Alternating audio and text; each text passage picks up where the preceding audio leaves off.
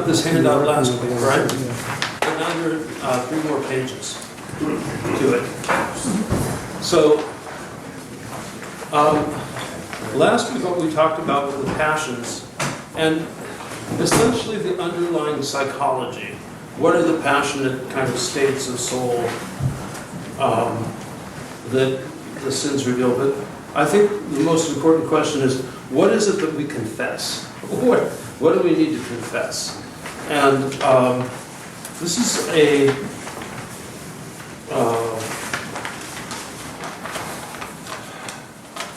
so what I'm trying to do is, in some of these, is to go through and look at specific kind of actions and specific kinds of attitudes and thoughts that need to be confessed because they have gone over into the area of sin.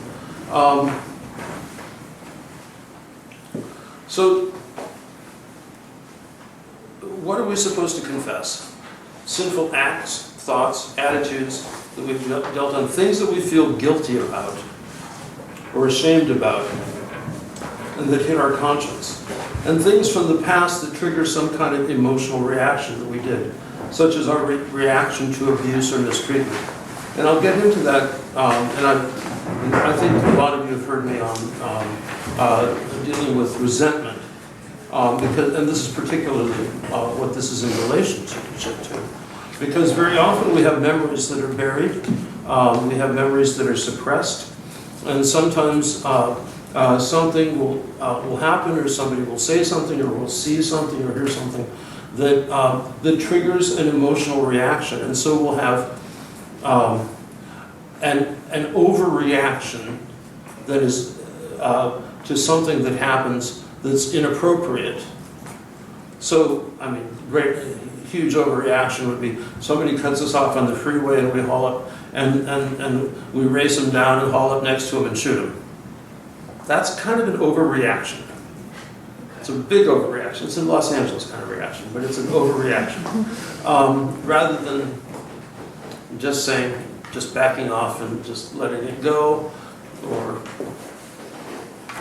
swearing under your breath, or swearing aloud, But we've all seen road rage, right, in people, and it's crazy.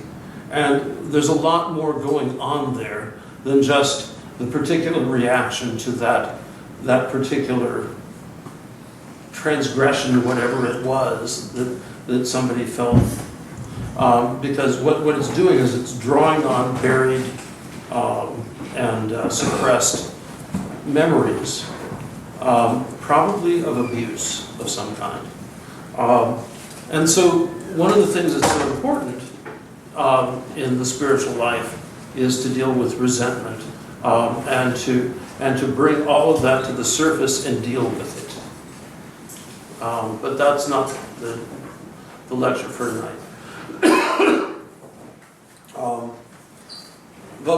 But one of the things that's important to know is what are the things that trigger us? What are the things that bring up these emotional reactions? Who are the people that do that? Because if there are people that do that, that means we're bearing some kind of resentment against that person, or we're bearing some kind of, well, resentment is kind of a broad category, but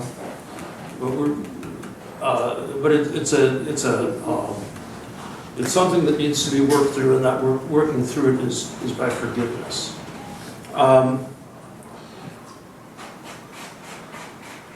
The actions reveal the underlying thoughts, and the underlying passions and the thoughts that are out of control. Very often when we get provoked by some kind of issue, our thoughts get out of control, and we start obsessing on certain kinds of thoughts until we bring it to completion in action. And so these are things to confess, and we can cut off the action if we can catch the thought and externalize it and confess it. And it doesn't even need to be it doesn't need to be to a priest even. It can just it can be to a spouse or a friend or somebody that you trust who's mature enough to deal with it. Saying, "Oh, I'm really struggling with this."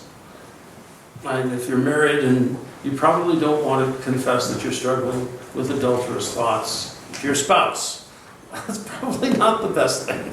But if you have a friend and they understand and they're spiritually mature, you can say, "Oh, I'm struggling with this thought," because all it is a thought. And the biggest problem that we have is that one of the biggest problems that we have is that we take ourselves and our thoughts too seriously.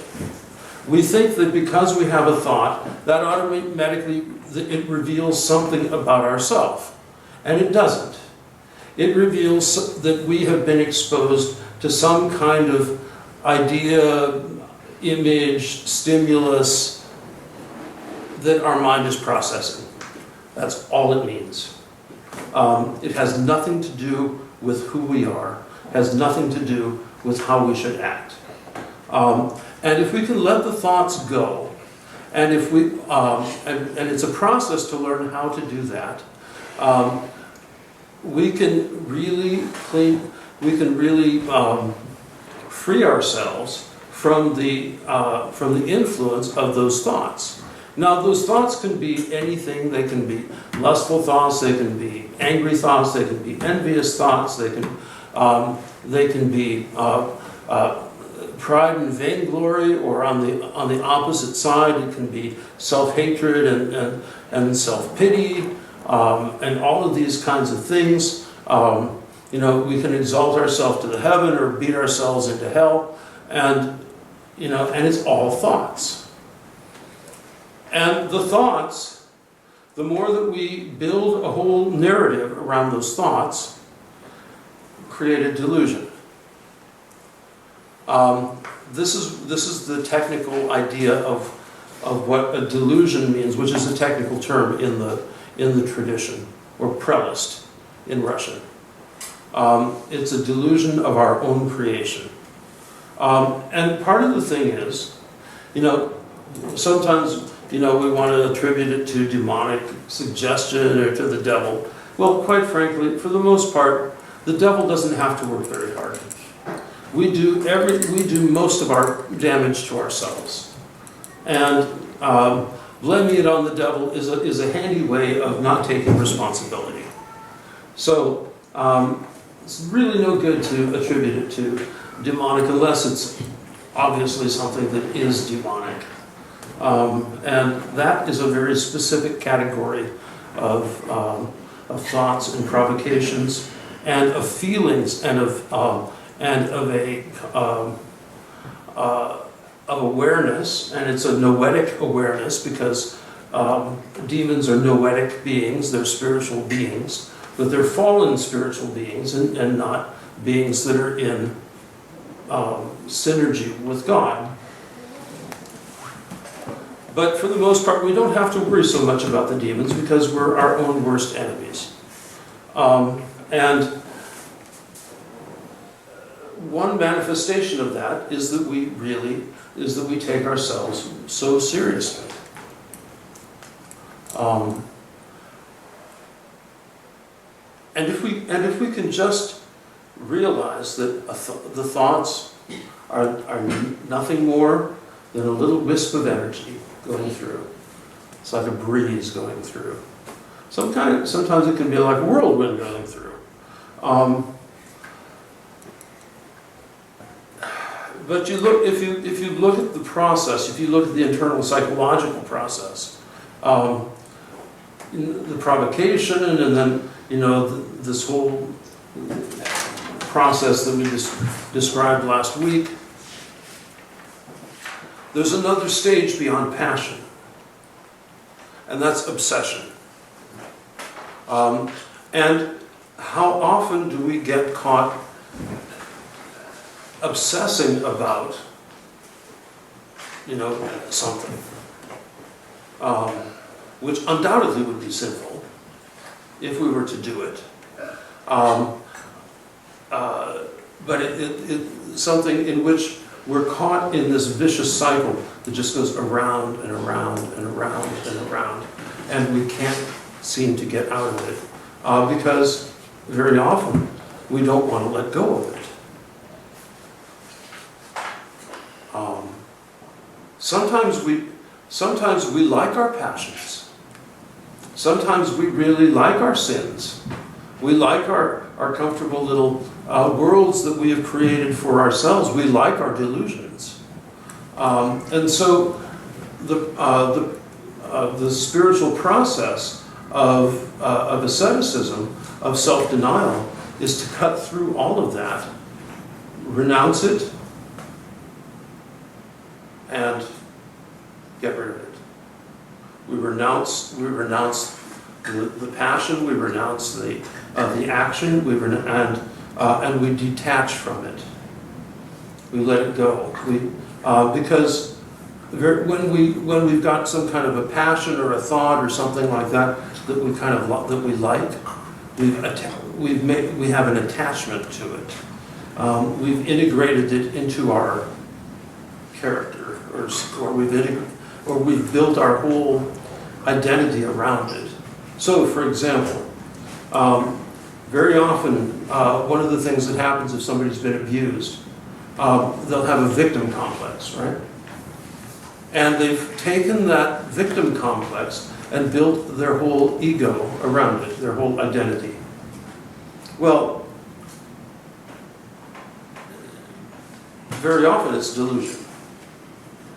It's not that they weren't victimized. They undoubtedly were. But what they do with it, psychologically, is create this whole kind of state of delusion, which is a false reality. And so it becomes, people become paranoid, or, they're ready to lash out at any perceived danger, or all sorts of different kinds of things. There's another delusion, and I will use these terms, and I'm going to be absolutely politically incorrect. We will discuss this more. Is the gay identity. It's a delusion. It's a delusion that comes most often from having been abused as a child by an adult. And so that child knows all sorts of things that no child should know. How to please a man, for example, an adult. How to, stimulate, and so forth. And so that child grows up not only knowing that, but also having themselves experienced stimulation, sexual stimulation, maybe at 4 years old, 5 years. It's horrible, but this has been part of their experience. So they grow up with these images in their mind of what sexuality is, right? And so so now our society, which is profoundly sick, has come up with this culturally accepted identity, gay identity, that says all of that is all right. And you can go indulge yourselves. And now, the culture is so profoundly depraved that they're talking about validating pedophilia. So it's amazing that God doesn't wipe us off the face of the earth. It's a miracle that God doesn't wipe us off the face of the earth. In class last night, in the book of Revelation, it says, and when Christ comes, he will judge the nations. It's not just not individuals, it's the nations. What do we have to say for ourselves as a nation right now? So, and then so people build up this, this complex in their mind, they have this, this same-sex orientation, and then the society says, well, you can act it out. You can act it out. You can live according to that. That's what it is. And even worse, the society is saying, that's who you are. It's who you are. And even though such activity is absolutely, completely rife with shame and guilt and self-hatred and self-pity and self-loathing and on and on and on and on, and this, and it's no wonder that so many people who are caught in that world commit suicide. The culture says it's good when it's something profoundly self-destructive. And the thing is, it all comes from thoughts. It's not that there's not that initial experience there as a child, but people can deal with that and get beyond it. But it's this identity that not only gets built up, but then gets culturally reinforced. And in spiritual terms, it's a delusion that can be overcome. But then the culture says, no, it can't be overcome. That's who they are. It's genetic. Well, if you believe in evolution, that gene would have disappeared long time ago. That's not one gene that would replicate itself. So it's so this category of spiritual delusion is very important, and it works with all of the passions.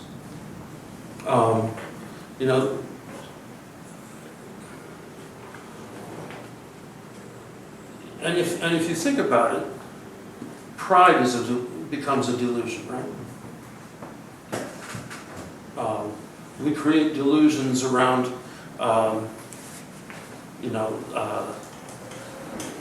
envy. If that person, if I could just, have what that person has, and and why do they deserve that? And they don't deserve that, and I should have that, and on and on and on and on and on. And pretty soon the delusion comes to the point where you want to go out and hurt that other person. And it's totally a psychological delusion. And I'm not talking about abnormal psychology here. I'm not talking about people who have psychiatric disorders like schizophrenia or paranoia or something, borderline or something, or personality disorders. This is like in normal people, right? But this is the corruption of sin in our lives. So we have to be very, very careful and very aware of our of what's going on in our minds. And so the spirituality of the church is geared towards helping us become more and more and more conscious on one hand, and to develop profound inner peace, inner stillness, so that we can see what's coming in our minds. And this is the practice of the Jesus prayer. This is the practice of silence. This is the practice of going to confession and going to communion, and going to church, and the disciplines that we have, which reinforce this whole spirituality, in which we can be sober, in which we can be watchful, and in which we can have deep inner stillness and deep inner peace.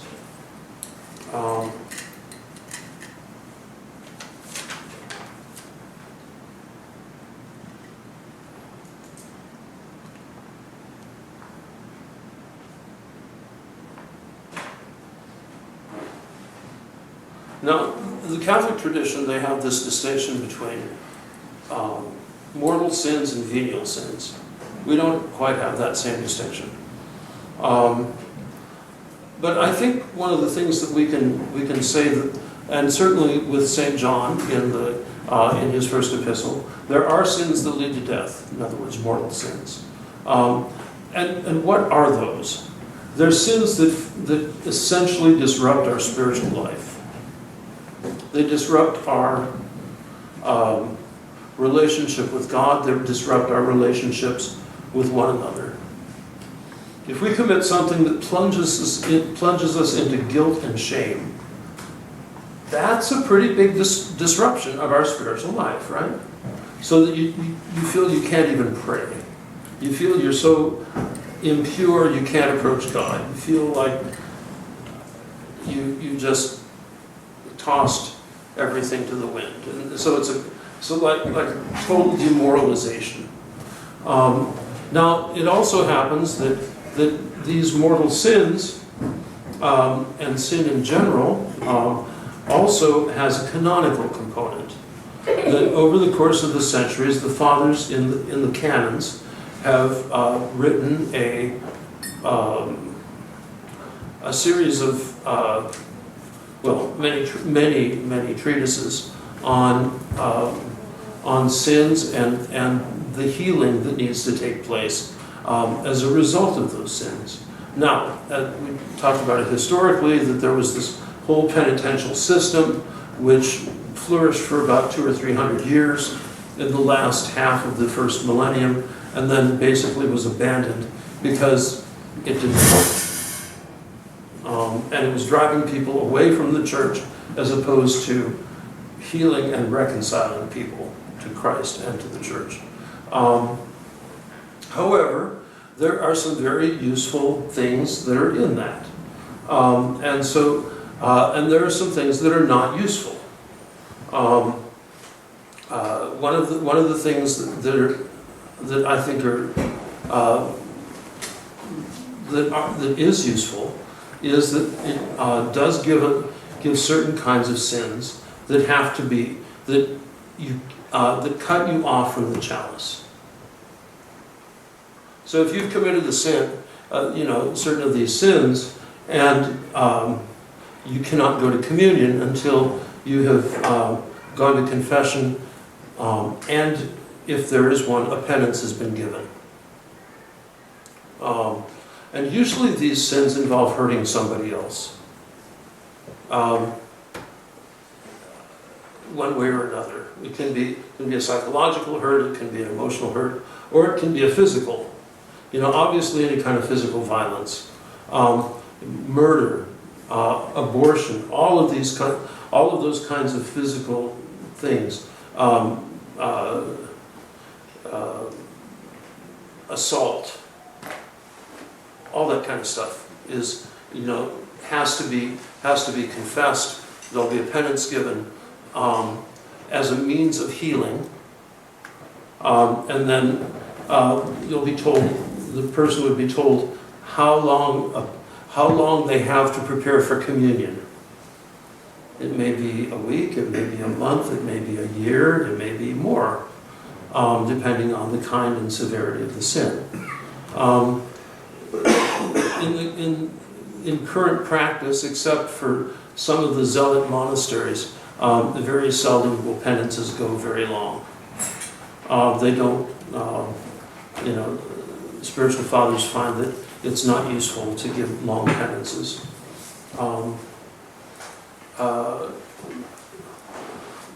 One of the issues is that people would, in our culture, people can just walk away.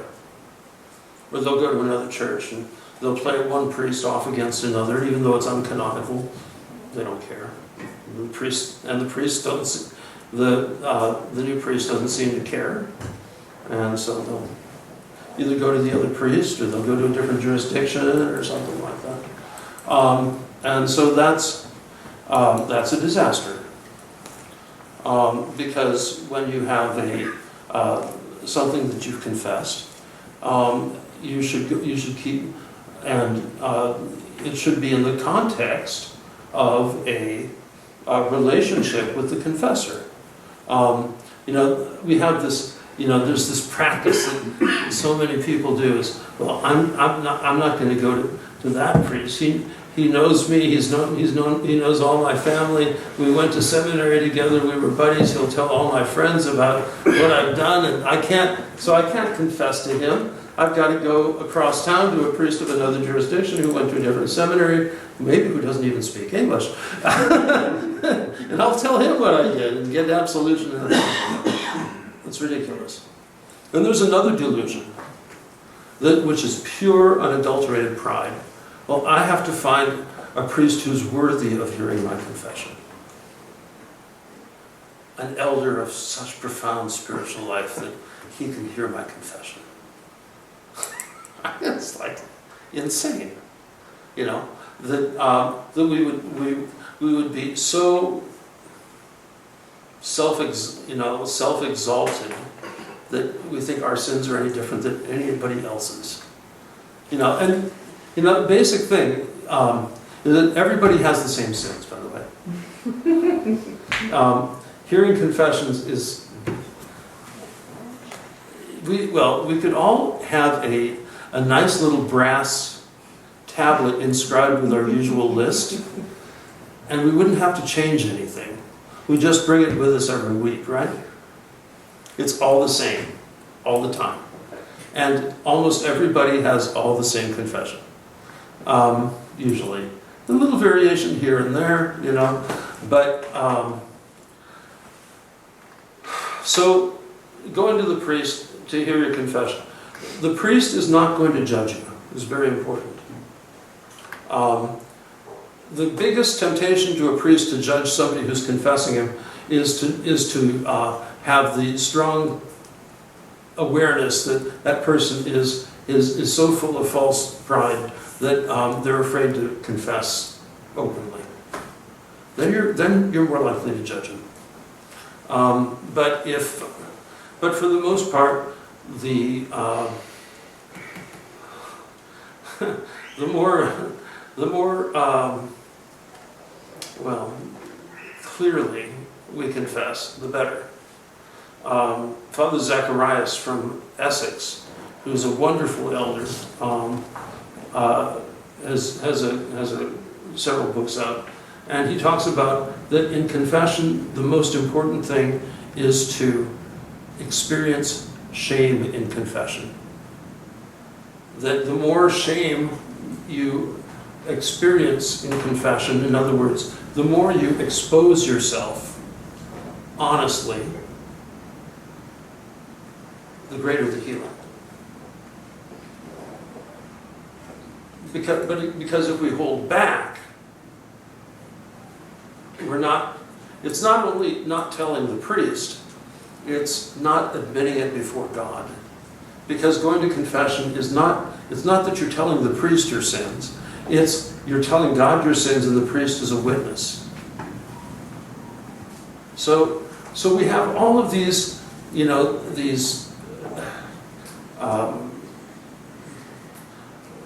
issues, rooted in pride and in vainglory, which actually hold us back in our spiritual lives from not only from living from having a good confession, but from actually dealing with some of the issues that are pressing because we don't want to admit them, and that's hard. But it's very important. Other things that would excommunicate us from the chalice: relational issues. If you're a single person and you're living with your significant other without the benefit of marriage, you're cut off from the chalice. And in fact, technically, canonically, if you are living in a marriage that is not only, it may be legal civil marriage, but it's not crowned by the church, you're technically cut off from the chalice. That is that's enforced differently in different places. In the Russian tradition, very often when a married couple converts together, the marriage is simply recognized by the church. In the Greek and Antiochian practice, the Romanian practice, the couple, after they've been received into the church, are then crowned with the full crowning service. Maybe not the betrothal service. That's kind of, especially a few kids later, that's kind of passé. But there's the crowning. If you've gone to, committed fornication, and you're cut off from the church, or from the chalice. If you've fallen into masturbation, you're cut off from the chalice.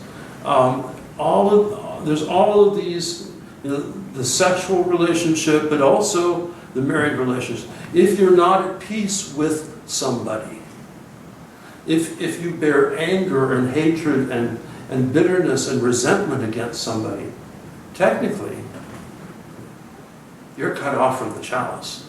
Not because there's some kind of, I think there probably is a canon against it, but you can't really regulate it in quite the same way as, it's not as obvious as certain other kinds of sins. But one of the most important principles is that we have to be at peace with one another in order to be at peace with God. One of the saints, maybe a contemporary saint, I don't remember. It was Saint Solomon. Said that we love God to the extent that we love the person that we hate the most. That's our measure of the love of God. We love God as much as we love the person that we hate the most. It's pretty convicting, especially if we've had difficult relationships. So ultimately, we need to approach, when we approach the chalice, and of course everything revolves around the chalice, right? Everything in our life revolves around receiving the holy mysteries, and it all builds into it. Confession builds into it, of course. Baptism and creation or chrismation are there so that we can become participants in the holy mysteries. All the sacraments are centered around the Eucharist. And our spiritual life is centered around the Eucharist, because that is the locus of where we actualize our relationship with Christ and the Father by the Holy Spirit. By receiving His body, we are united with Him by the Holy Spirit, and in Him to Christ. So that we enter into Christ's own prayer to the Father, and He in turn gives, and Christ in turn gives us back His body and blood, which reaffirms our relationship with Him, and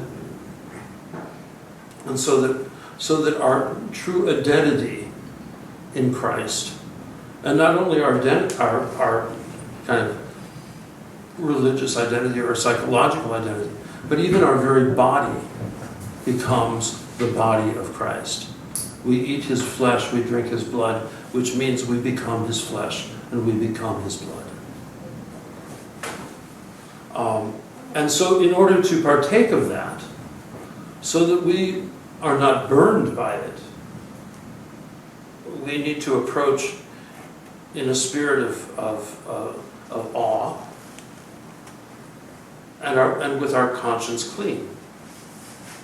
And so going to confession, from the very early church, as mentioned before, we see it in St. Paul, right? In 1 Corinthians, we see it in the Didache.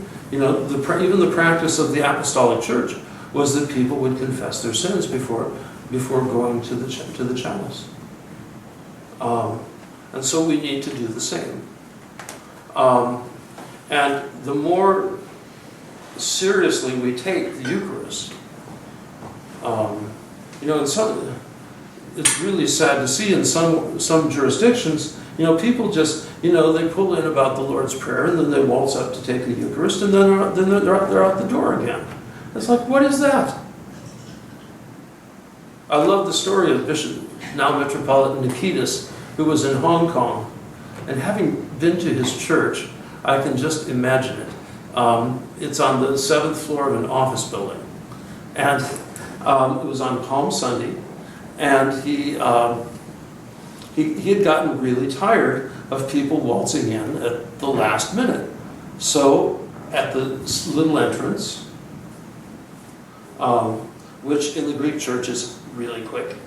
It's not like us with our long psalms and beatitudes and stuff. It's really quick. He had the doors locked. and he refused to unlock them until after liturgy was over.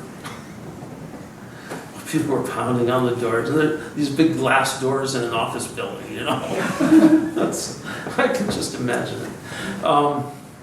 It taught him a lesson, And I think, as I told this congregation before, we're truly approaching being traditional Russian Orthodox because people are showing up later and later and later.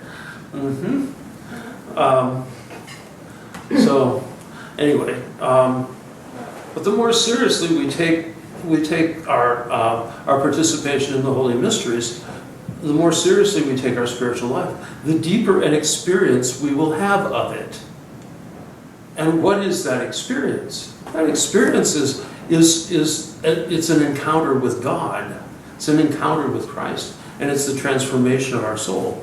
It's the cleansing and the healing of our souls. And,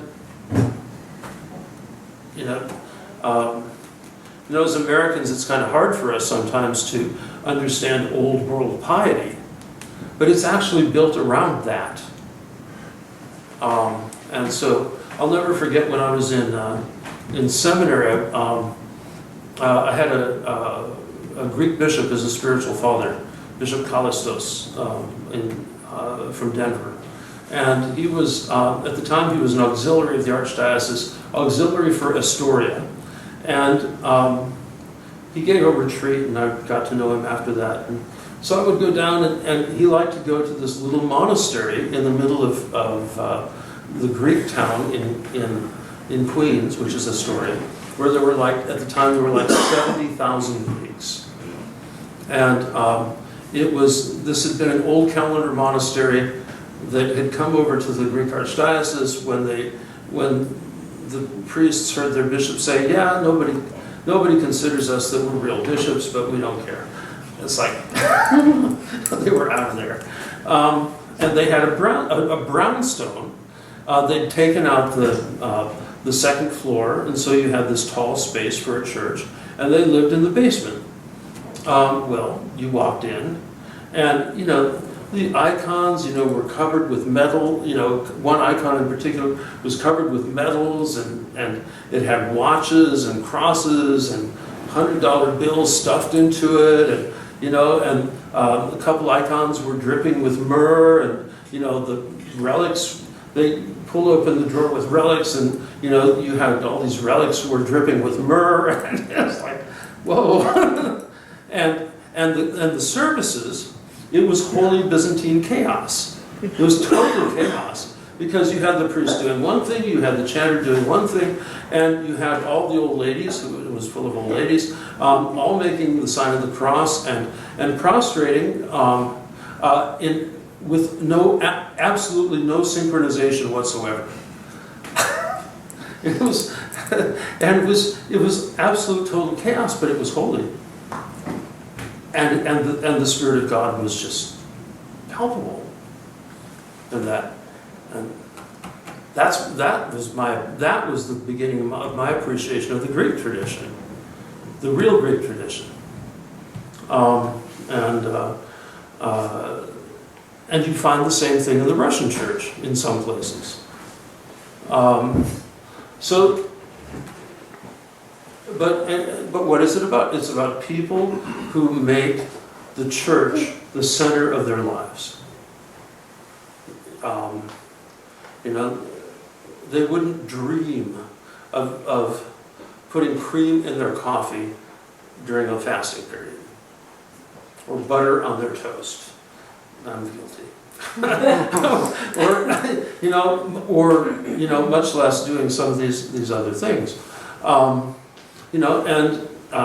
And yeah, it's true, if some girl came in and she wasn't properly covered up, some babushka would come up and hit her and then clothe her in a burqa,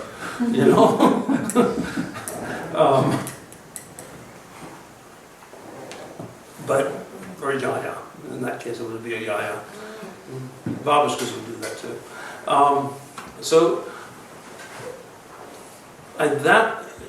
To have that kind of focus in the spiritual life, something very beautiful.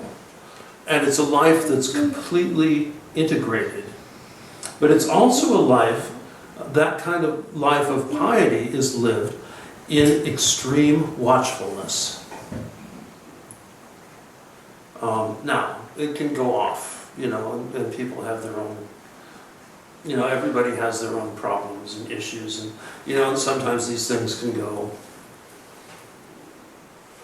awry and get off base. But when we live in a state of watchfulness over ourselves, the last thing, we're not going to, flop down in front of the TV and channel surf until we see something titillating.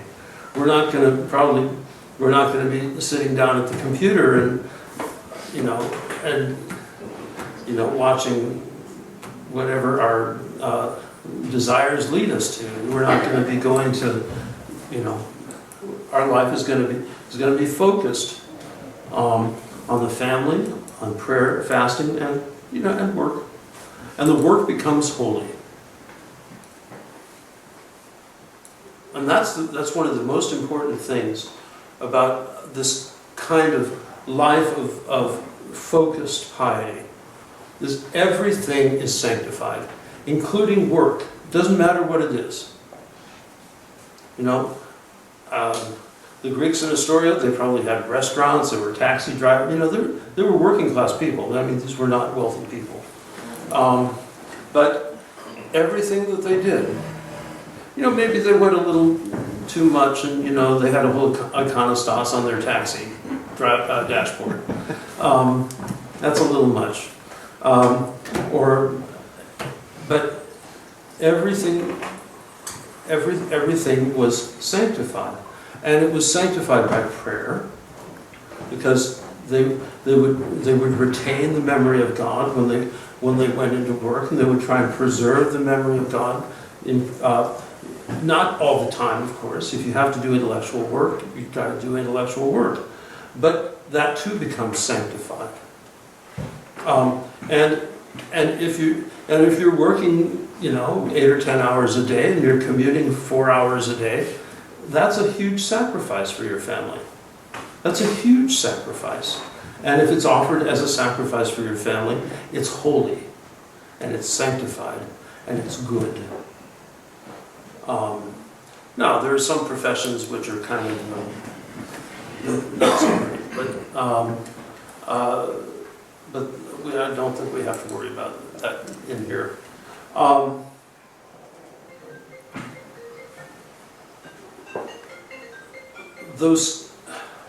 But back to this whole thing of sins. If we live a life focused on Christ and on the church, a life in which we're struggling with ourselves to maintain that watchfulness, we're going to keep our minds clear.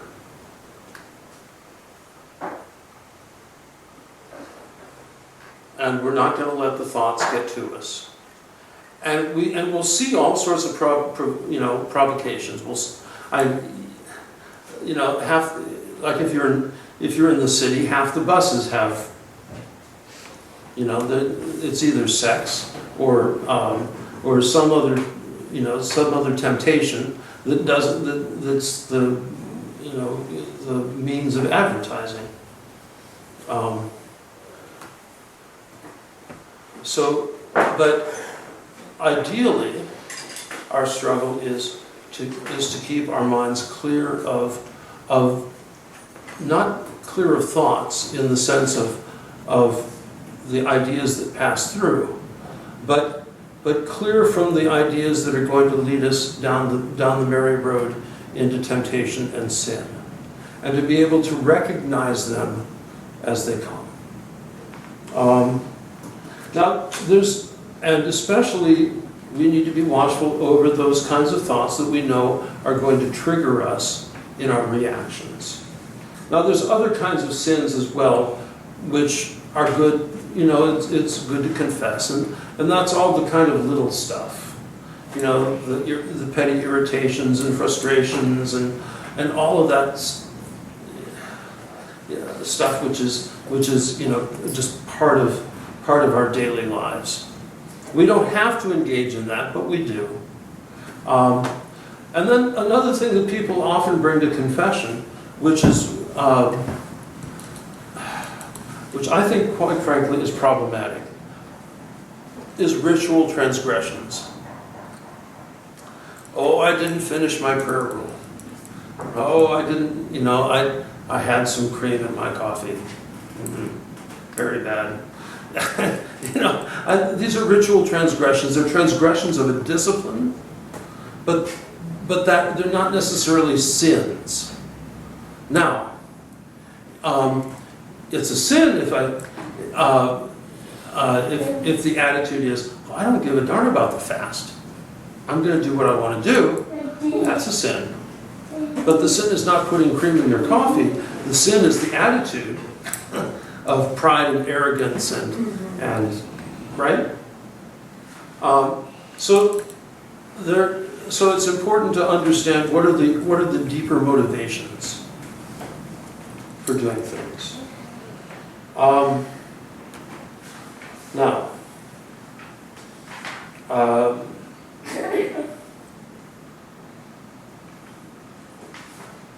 and you can read whatever in here. But let's go to the bottom of this page. So what are we supposed to confess? Effects and offspring of pride: vainglory, boasting, conceit, self-esteem, disobedience, scorn, hypocrisy, stubbornness, and others. And that's the stuff in bold type is from this confession of Orthodox confession of Gabriel of Philadelphia and Nicholas Vulgaris. And I'm just going to read what I wrote. These are mostly attitudes or states of being manifest in our actions. So what to confess? That, and go on in relation to these particular effects and offsprings of pride. Vanity over one's appearance, hair, clothes, possessions. Arrogance, conceit, boasting about oneself, egotism, selfishness, self-centeredness, self-love. According to St. Maximus the Confessor, all sin boils down to self-love. Philautia. And because what is it? It's all about some kind of self-gratification. It's the gratification of the ego. It's the gratification of the senses. It's the gratification of the whatever, of the lusts and of the thoughts and of all these things. And and self-centeredness and selfishness and self-love, egotism. This is the essence of the fallen state. Now, for example, one of the most important aspects of marriage is that you're married to somebody who helps you get over yourself. That's the whole point. It helps you get over your self-centeredness, your selfishness, your egotism. Because in a marriage, if people are selfish and egotistic, that relationship is not going to be very good, right?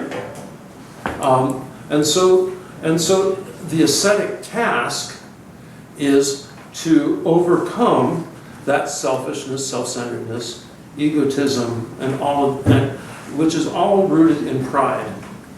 And in a monastic community, it's the same thing. Instead of a wife, you've got brothers or sisters. And quite frankly, the women are much worse about it than the men. The men are really easygoing. The women will claw each other to death. It's bad. And that's not a sexist comment. That's just the reality of having been the spiritual father of a women's monastery.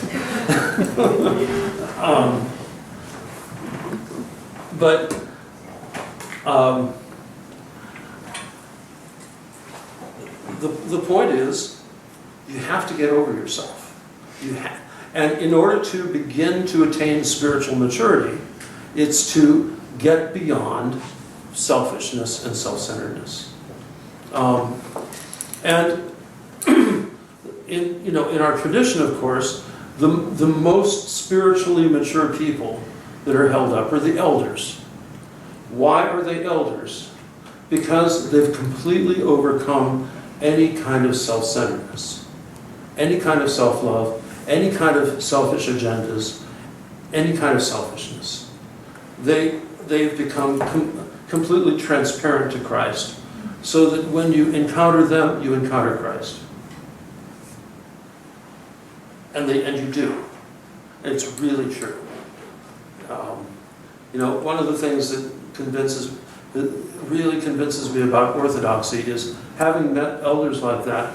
This system works. It really works. But it's very demanding. It's very demanding.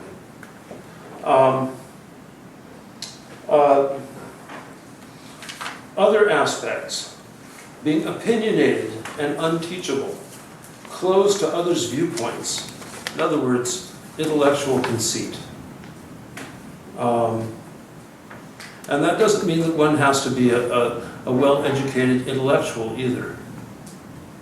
There's a whole category of invincible ignorance. And that is hard, or harder to deal with than somebody who's full of themselves because of their education. Another aspect is lack of compassion or empathy because of self-absorption.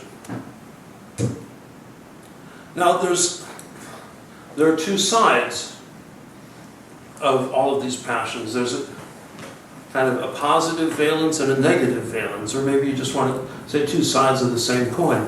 So pride and vainglory on one side are self-hatred and self-pity on the other.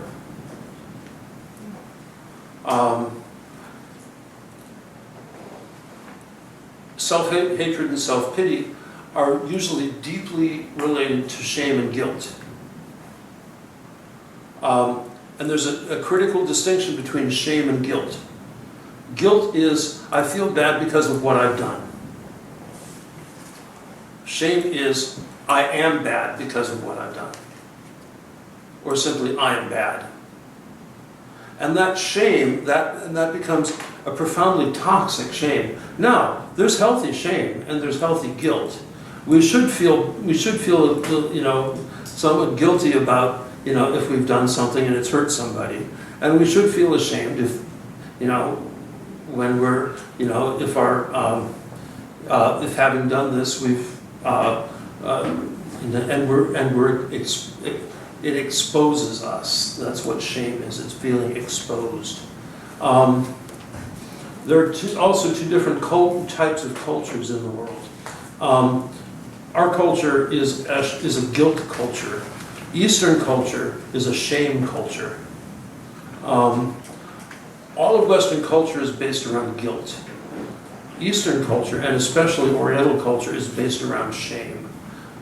You can do various things, but if you shame your family, you're toast. Whereas in our culture, it's harder to shame a family, to shame the name. Somebody can do something, and what happens to them? Well, they get disowned. or something. But there's a different dynamic that goes on. But one of the things that also is very different about between our culture and, say, the culture that produced the fathers is that if you read the Greek fathers, the ancient fathers, who are the foundation of our tradition, you're dealing with people from the higher levels of the aristocracy. In other words, these were fat little rich Greek kids. And there's not a whole lot of difference between a fat little rich Greek kid in Byzantium 1,500 years ago and one now. You know, they're pampered, they're worthless, they can't do anything, they wouldn't dream of doing anything because mama does everything for them. And the boys especially are hopeless, right? Pretty much? So, even with the Russians, the boys are hopeless. They're just men tend to be worthless over there. They want everything done for them. You know, people wonder why they don't want women on Mount Athos. It's not because of sexual temptation, and that's there anyway. But it's because the women would come and take over. Pretty soon, all the monks that are designated to cook and to clean and to do the laundry and to do everything else, they'd say, "No, Mom's going to do that." You know, there's a sign in our monastery, "Your mother doesn't work here." Clean up after yourself. This is real. This is real.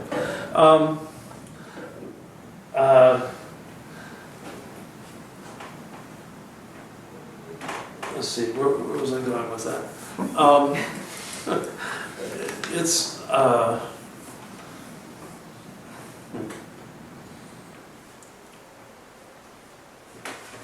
But in relation to a culture like that, in which, you know, these kids are pampered, they're sent to the best schools, you know, they've got Daddy gives them a Mercedes on their 16th birthday, and you know, they go to Georgetown or they go to, you know, someplace, and they get all the perks. St. Gregory Palamas, his father was the tutor of the emperor's son. I mean, he may not himself be super high aristocracy, but think of the context they were living in. You know, all the other great fathers, you know, they have superb educations. They had the best educations that money could buy. And so in that society, in which 60% or more of the population were slaves, you're talking about the top 3 or 4%, maybe, of the society. And in that era, 15 or 20% of the population could actually read. Later, it drops down to 5%. And before that, except in the Roman Empire, it was 5%. So for the fathers to write the kinds of books, the kinds of theology, the kind of very, very sophisticated literature, even just looking at it as literature, not to mention looking at it as philosophy, in terms of, you know, these are the kind of the elite. So, who were they? They were fat little rich Greek kids who were pampered all of their lives and taught to look down on everybody else, because that goes with it. So they had pride ingrained into them. And so in the literature of the fathers, and if we do the ladder of divine ascent, which I think we're talking about, right, for the Wednesday night class, because I'm going to do it in DC, it's kind of nice to do it, not have to do 2 preparations. You'll see, and in all the systems, pride is the ultimate governing passion, and it is. But it's the pride of conceit, it's the pride of arrogance, it's the pride of arrogance of wealth, it's the pride of vainglory and of vanity and all of these things. And we don't have that in our culture except in a very narrow, the 1%, the elite. Now, it exists to some degree in the upper middle class. But for the most part, we're pretty egalitarian. And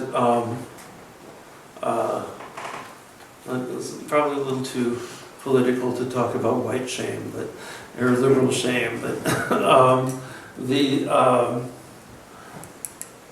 we have, or white privilege. But in our culture, we have a whole different set of governing issues. And that is because people in our culture in this time are coming from broken families. There's been a huge amount of abuse. There's drug abuse. There's psychological abuse. There are psychiatric problems very often in the home. People have been alienated from the churches, and the churches are very much at fault, including ours, for alienating people. And there's this whole host of issues. Plus, we're coming off of a period of massive unemployment. Thank God that's abated, which leads to despair. And one of the things that if we didn't have a culture that was in despair, we wouldn't have school shootings. And we wouldn't have people shooting up shopping malls. That's kind of the despair distilled into one crazy individual who just pops,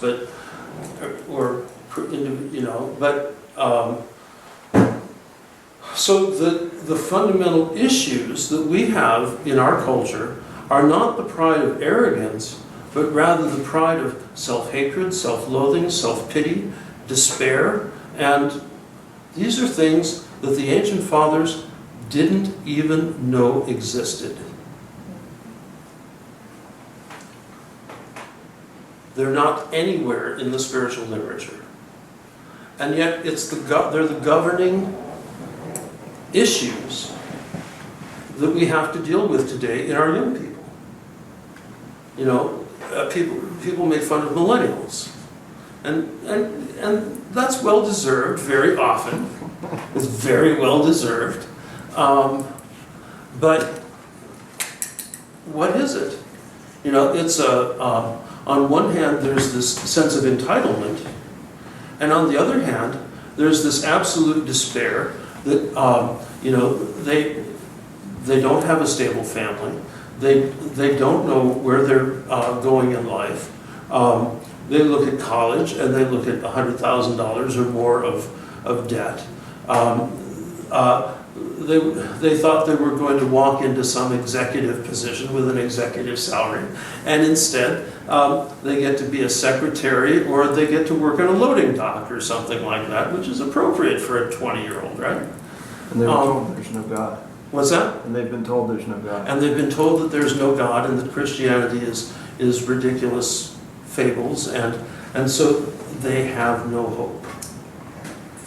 And they have nothing to hope for. And so we've got this demonic music that emphasizes death and destruction.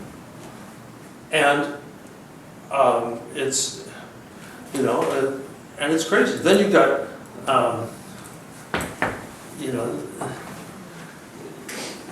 and what are the prospects for the future?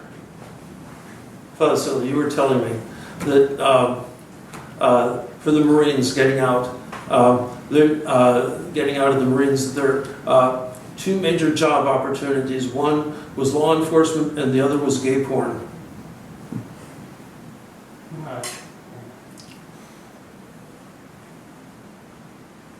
Yeah.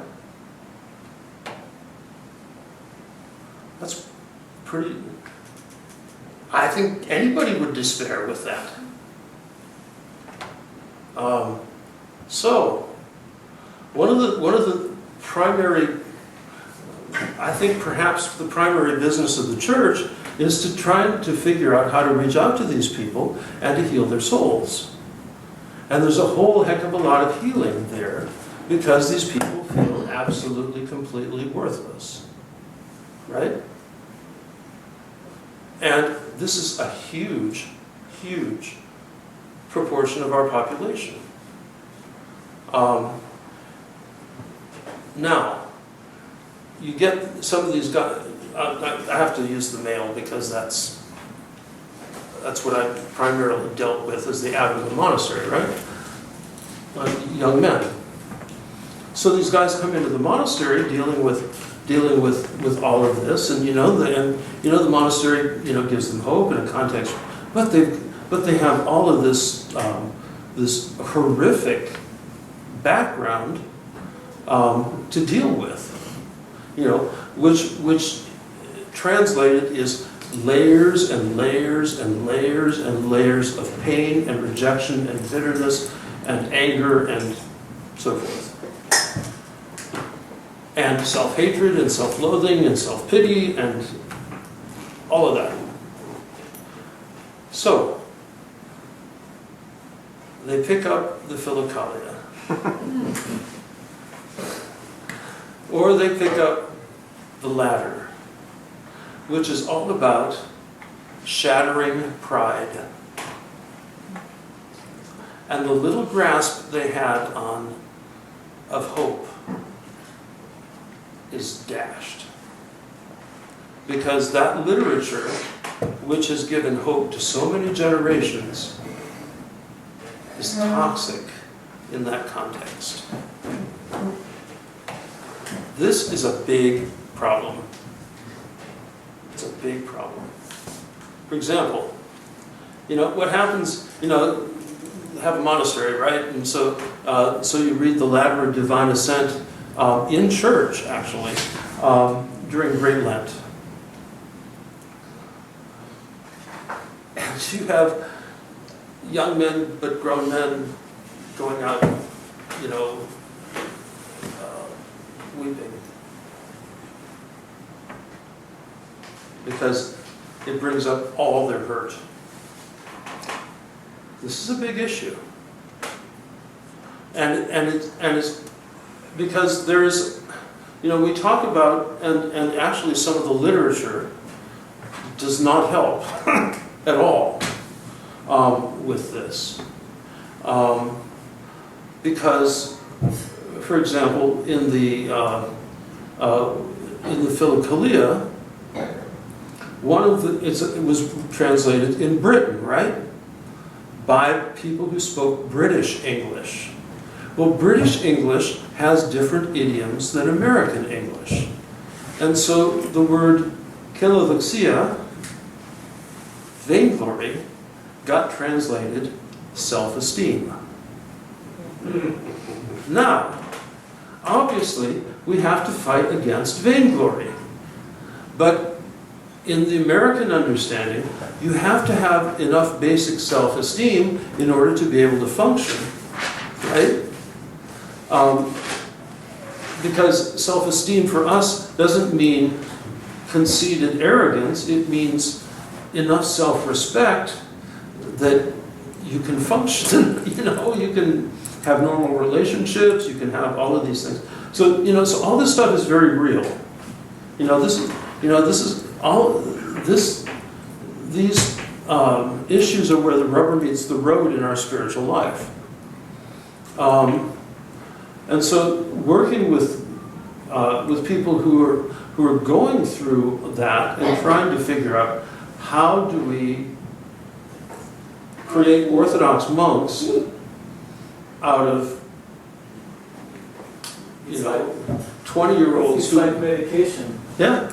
We don't give hard drugs to babies because even though the drug is wonderful and almost miraculous, it will hurt. Yeah. Somebody who's not ready for it. Or as St. Paul said, you don't give meat to babies either. You give them milk. But in this case, the babies are 25 and 30 years old. I think sometimes, and I'm sorry, I can find, I don't want to take over. I just want to say it because it seems like because we have such a treasure trove of thousands of years of wonderful things,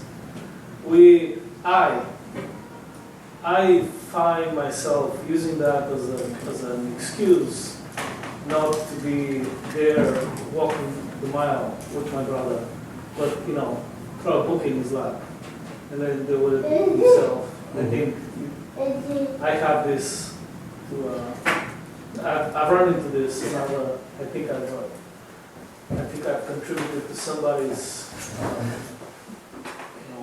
diminishing somebody versus building them up, because we have this almost like a pride that we have this arsenal of weapons and it's all taken care of, that we absolve ourselves of rolling our sleeves and living there and suffering, co-suffering with our brothers and sisters, but just giving them a book or pointing them to a website. I know I sent somebody to a website once and they really wanted to talk. And I still feel bad about it. I feel so bad, I don't even feel that I'm worthy enough to contact them to apologize. Well, it's good to apologize. We need to do that. So, but yeah, and we all do that. And as a priest, you do that a lot, unfortunately. It's so easy to turn people away. And not even necessarily meaning to. And if you mean to, that's a real sin.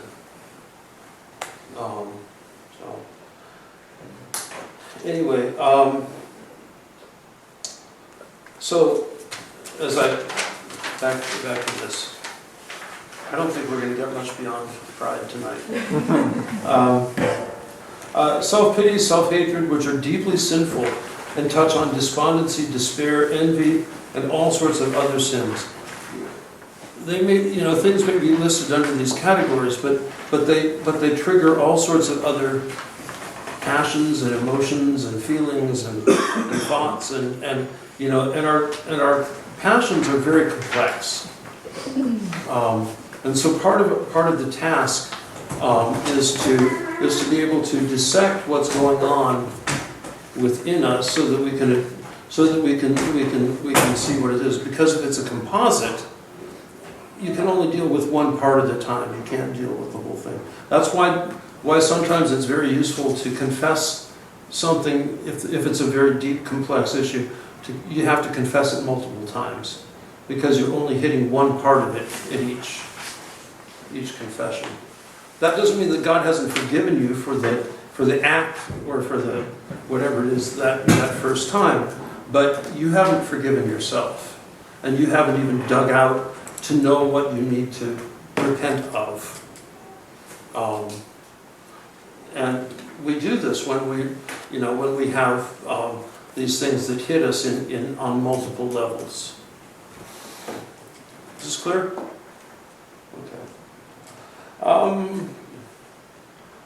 Now, part of the manifestation of pride also is scorning others. And then comes things which I think are so common that we often don't even think about them. Criticizing, judging, condemning, talking about others, slander, and gossip.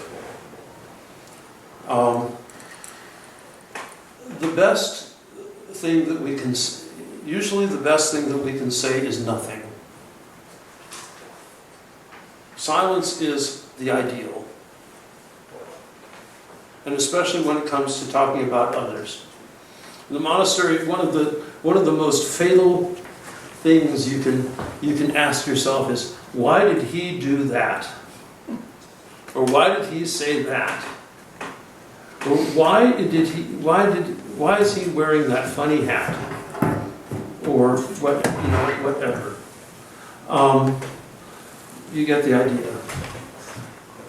And how many times do we allow ourselves to criticize others for what they're doing, what they're wearing? You know, all sorts of absolute kind of nonsense, right? And it's just pure, unadulterated nonsense. And yet, we criticize and we judge. And when we judge, what are we doing? We're objectifying the person. And especially if there's some kind of resentment growing there, we essentially take a snapshot of that person at that time, and that image, that conceptual image of that person, remains embedded in our mind.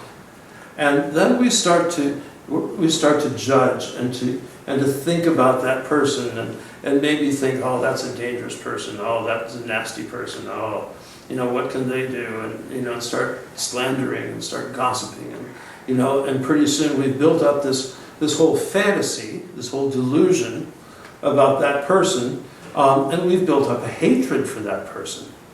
Now, the fathers say that hatred cannot live in the Holy Spirit cannot enter into a person who harbors hatred. God cannot live in us if we harbor hatred against anyone. So this is a demon that we need to absolutely exorcise. How do we do that? Confession. And working on forgiving and forgiving and forgiving and forgiving, which means to overlook whatever the person said or did, get rid of that objectification and deal with the person as a person for who they are and not our conceptual idea of the person. Is that clear? You know, one of the problems that often happens in a marriage relationship, at the beginning of a marriage, is that we have we make a conceptual image of our spouse and have all sorts of expectations of that conceptual image. And when the person doesn't live up to the conceptual image, even if the conceptual image has absolutely no relationship to who the person actually is, there's this total disconnect. And so in the relationship, the task is to get to know the person for who he or she is, and not simply who you want them to be. And to let go of who you want them to be and let them be who they are.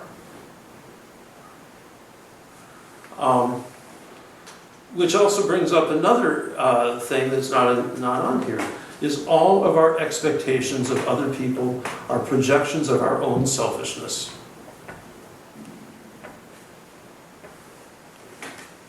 That's hard. All of our projections, or all of our expectations of other people are projections of our own selfishness. We want people to be what we think they should be, and not let them be who they are. Of course, that's a recipe for disaster, and you can't actually build a relationship, because the relationship is not with the person, it's with the conceptual image, right? You know, and then very often, right, in a beginning of a marriage, you know, he's got all these images of his mother, and she's got all these images of her father, and it's even more confused. And then when the mother-in-law or the father comes, oh, Lord have mercy. So it's absolutely critically important to our spiritual lives to cut out gossip, slander, talking about other people, judging, criticizing, condemning. We just, you know, and the best thing to say about somebody else is nothing at all.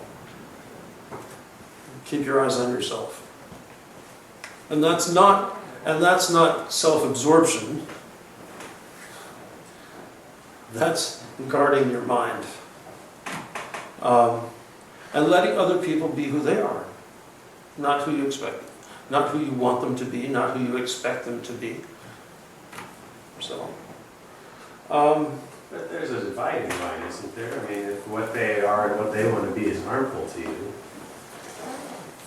well, then you have to evaluate your relationship with them. Right. And does it work? Does it work? Now, you can always talk to them about it. You can always say, this is harmful, this is not good, you know? But, you know, if you're getting together with a drug addict and you think they're a prince in shining armor, you're going to come in for a major, if as a woman you get together with a drug addict and you think he's a prince in shining armor, but then you decide to take him on as your project to change him, that's even worse, because that's not going to work either. Because then you're projecting your expectations on him, and that's not going to work. And you're not dealing with him as he is, but how you want him to be, and that's not going to work. I was saying that I've read many times about where the people like talking about how Christ went to the lepers, the tax collectors, the prostitutes, and stuff like that. It's like, it's great.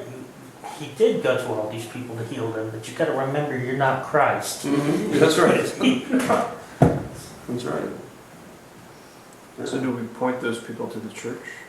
Or do we just pray? Well, I mean, I think about like homeless ministry in the city, you know, you run into so many different... some of them you can point to the church, they probably won't go. You can certainly pray for them, and you can certainly try and help them out as best as you can. And sometimes enabling their situation is the worst thing you can possibly do. So, We used to it takes great wisdom. We just used to go read the prologue of Word to them, and a bunch of people converted out of Colorado Springs Yeah, just from us sitting there reading the lives of the saints on a regular basis. So yeah. nothing special. Yeah, because there are people that are, that are just hurt and down, and they can be healed. But then there are those people who don't want to be healed. So, and I mean, we also need to reach out to the mentally ill and to the addicted and all of that, but that takes a little more specialization. That takes professionals, and we're not that. So, it's like the kid who came this spring. His issues were way beyond what we could deal with. So, and he couldn't control himself. So, and I feel bad, We had to ask him to leave and not come back until he was invited. And he had to show that he could control himself. But sometimes you have to have boundaries too. And healthy boundaries are actually a sign of a healthy person, but also a healthy community. So, and it's a sad thing. We want to reach out. We want to be able to reach out to people, but we have to be able to deal with them, and to deal with their issues and challenges. And if we can't, then how should we be reaching out to them? Then we have to ask ourselves that.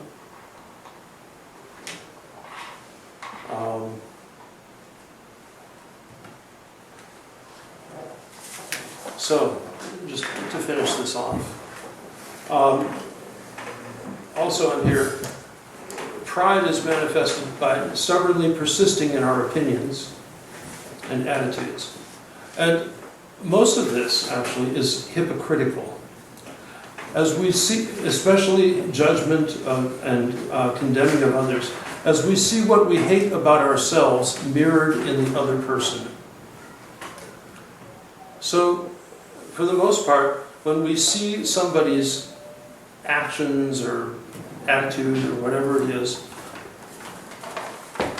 and especially we judge them for it, we're usually judging them for something we hate about ourselves.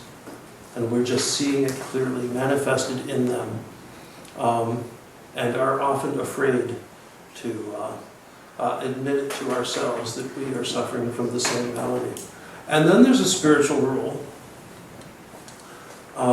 that you will almost always end up doing what you judge somebody else for doing.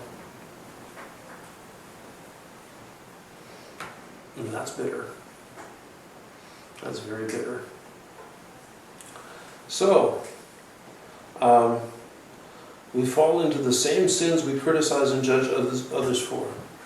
Pride also leads us ultimately to atheism. We become our own gods in our self-delusion. But this self-delusion, and look at the history of the 20th century in Eastern Europe. That self-delusion created violence and murder on a scale that the world has never seen with the socialists. So, questions?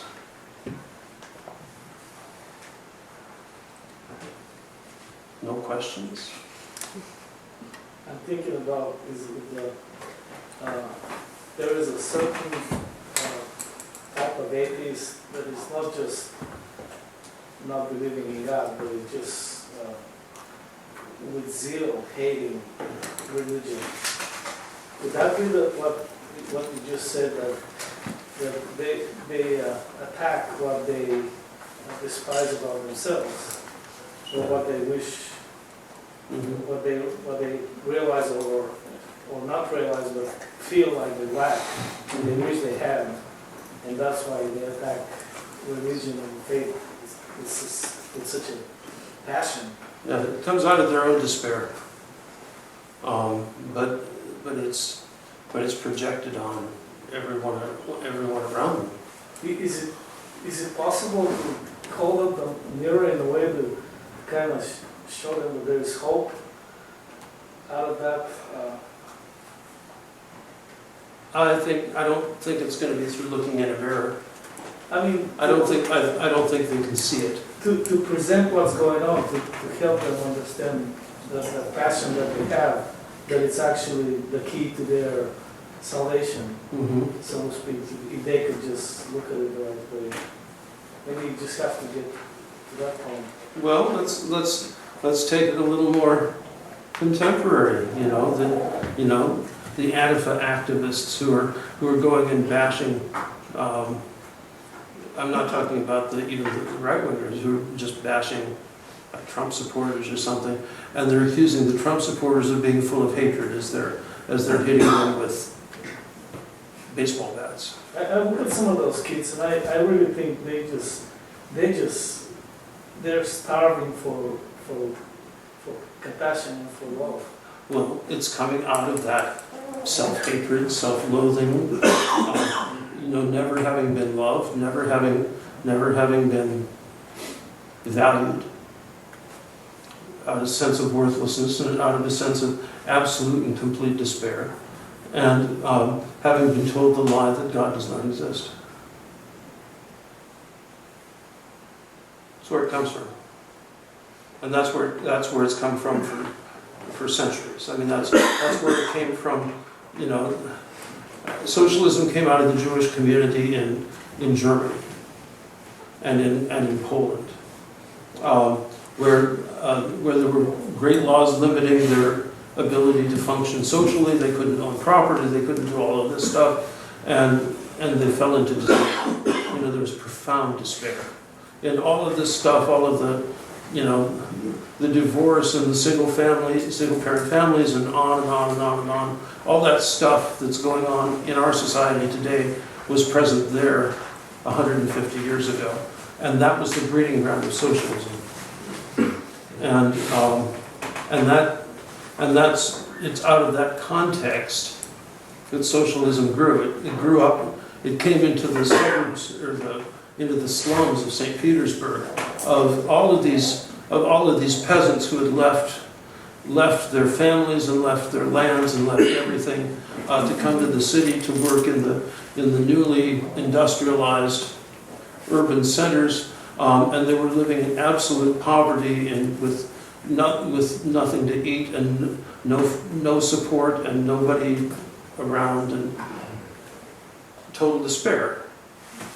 And so that's where these movements have come from.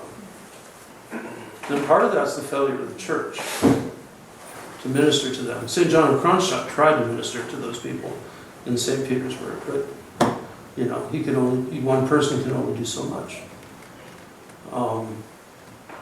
But we've got the same thing now here as was going on 100 years ago. So.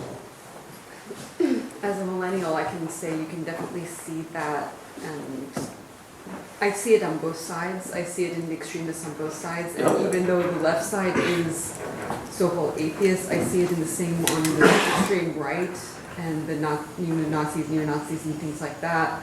Because even though they say they might believe in God, they believe in an angry God, I think. They believe in a God that's, and then their own pride. Yeah. And then they are full of themselves, and they're the ones bringing the God back, and it's they're filling themselves with pride. So I see it just on both sides. And absolutely. You can, like you said, it happened 100 years ago in Germany as well, and the rise of the Nazi Party, and it's happening again now. Yeah. Well, the Antifa are Bolsheviks. Mm-hmm. They self-identify as Bolsheviks when their mothers left them in the basement. Yeah. And then you have the neo-Nazis and the white supremacists. And they're the same ones. And When their mothers let them out of the basements, then they can go. There was a fun starvation for belonging, for community. Yeah. starvation of love. There's no hope in a lot of the people in my generation. Oh yeah. And it's very easy to see why they fall. Yeah. And that alienation, I mean, that is an extremely important thing that our culture is not addressing. And there was a very interesting study. It's built on it. It's built on it, yeah. Everybody has to have their own Individuals. account of everything so that they can be completely separated from others, and the only means to relate to people is through the television, not through real people. Yeah. There was a very interesting study published a few years ago called Coming Apart. It was a study of the upper 20% and the lower 30% income brackets in the United States. And it was very interesting. In the upper 20%, it's old America. Church attendance is high, marriages are stable, employment is nearly 100%. Families, several children. The 1950s American dream. But in the lower 30%, marriage doesn't exist anymore. People are living in serial relationships. Most often the woman is slaving to support whatever baby daddy is there, for the time, and in absolute dead-end jobs that are, and drugs are rampant, and they don't have time to go to church, but people don't, and that's a huge proportion of the society. And then the middle 50% is both ways, but and so that has huge implications for ministry. In the first parish I was in, which was a mission, a little mission that had like 5 families, 6 families, well, 10 families maybe, and in the Central Valley of California, and it was right next to an old military base, so there were retired military and some retired people, but also working people. But the working people were all professionals. my best friend in the town was the pastor of the Disciples of Christ Church. And she graduated from Union Seminary in New York at the same time as I finished at St. Vladimir, and came to Merced.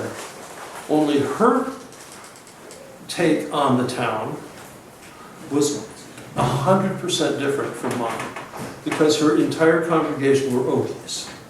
That is, the people who had fled the Dust Bowl in the 30s and moved to the Central Valley of California, but still lived like they did in the 30s in Oklahoma.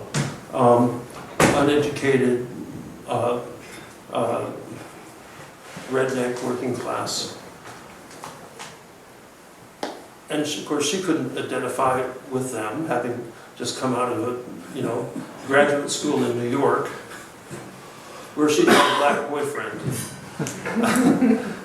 She's a white girl from Oregon, and they couldn't identify with her at all. But it's interesting. You look at the Orthodox Church.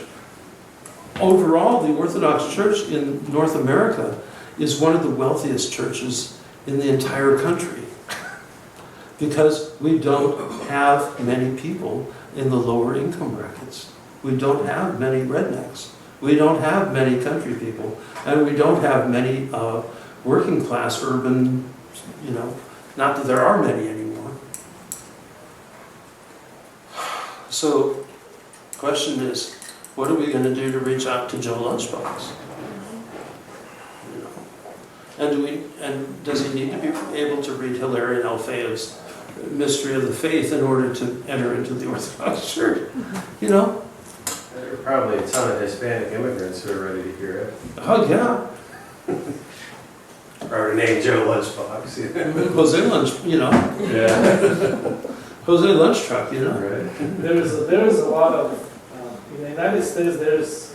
There's this perception of highly intellectual faith. I know. I've heard a lot of people. It appeals to very, very smart people, very educated people, and it comes with this aura of like a loftiness, and if you go to the old world, my grandma, God rest her soul, she did not. She could barely read, but she had a little, like a visual light and a mother of God, little icon about this big. Nothing like I see here. Like people go like walls. Yeah. You just tiny little bitty thing. But she would pray all the time, and her whole life revolved around something that if she came here, she would not. I don't know if she would recognize how people talk about it, and it's like on a very, very basic level. It's like we're trying to bring the light to the people with this high powered, like military grade, 40,000 watt projector, walk into the house and turn it on. Well, most Americans have been trained from birth to treat ritual as suspect too. Well, that's suspicious the Protestant, mindset. It's immediately. Well, that's most of us. But it's hard for simple people to cut through, like the high, to the high talk, through the high intellectual delivery of teaching and see what you need. So much of it is megachurch and prosperity based.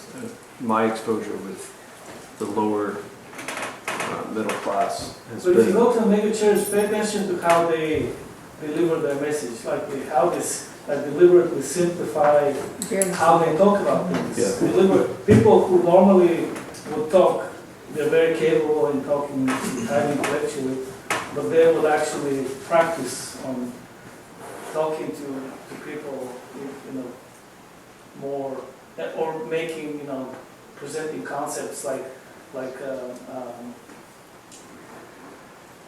Irish. St. Patrick. Yeah. Like preaching the Holy Trinity with a clover. No books, nothing, you know. He knew. Then I think it was Tolstoy who wrote about the, maybe Turgenev, the Russian peasant trinity. It was God, Mary, and St. Nicholas, or God, Mary, and Jesus, but Jesus died, so they put St. Nicholas in there.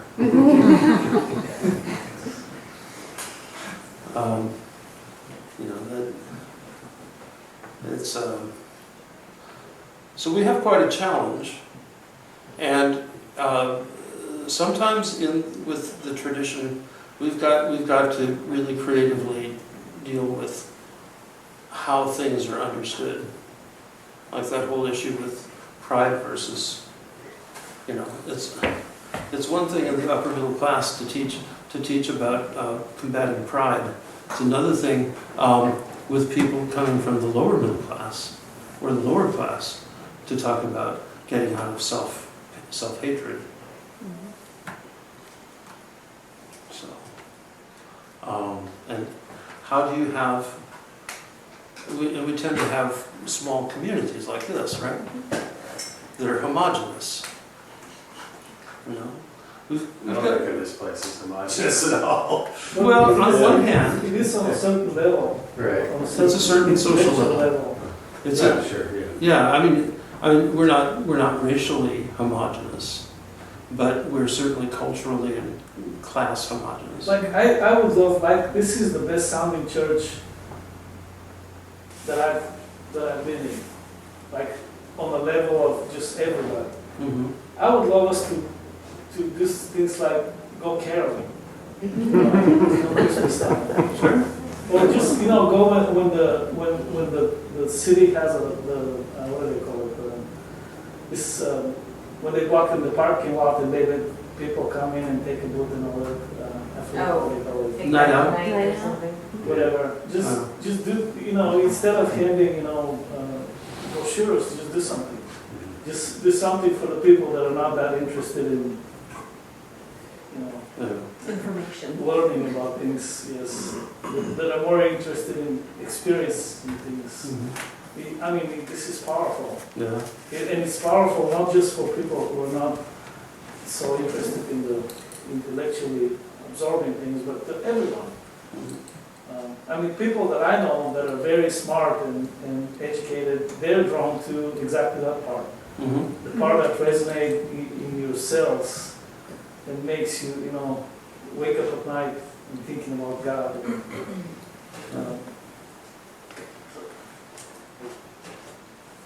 Okay. All right. Is anybody else?